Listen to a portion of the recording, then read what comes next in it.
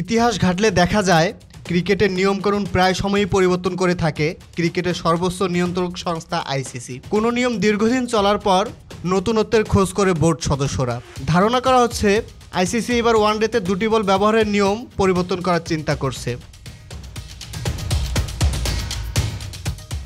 চলতি সপ্তাহে জিম্বাবুয়ের হারারাতে ওয়ানডে ইনিংসের 35তম ওভার থেকে 1টি বল ব্যবহারের সুপারিশ করা হয়েছে।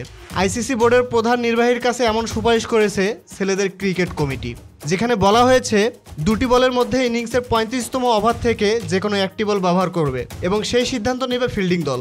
এর মানে দাঁড়ালো ওয়ানডেতে ইনিংসের 34তম ওভার পর্যন্ত আগের মতোই 2 প্রান্ত থেকে 2টি বল ব্যবহার করা যাবে, কিন্তু 35তম ওভার থেকে 2 প্রান্ত থেকে যে কোনো 1টি বল ব্যবহার করার সুপারিশ করা হয়েছে।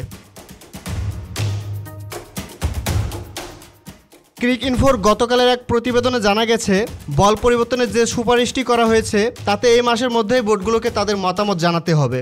বোর্ডগুলো রাজি থাকলে তবেই ওয়ানডে খেলার নিয়মে তা অন্তর্ভুক্ত হবে। জুলাইয়ে আইসিসির বার্ষিক সাধারণ সভায় এই ব্যাপারে চূড়ান্ত সিদ্ধান্ত আসবে বলে জানা যাচ্ছে। তবে নিয়ম পাল্টাতে আইসিসির বোর্ডের কোনো অনুমোদনের দরকার হবে না।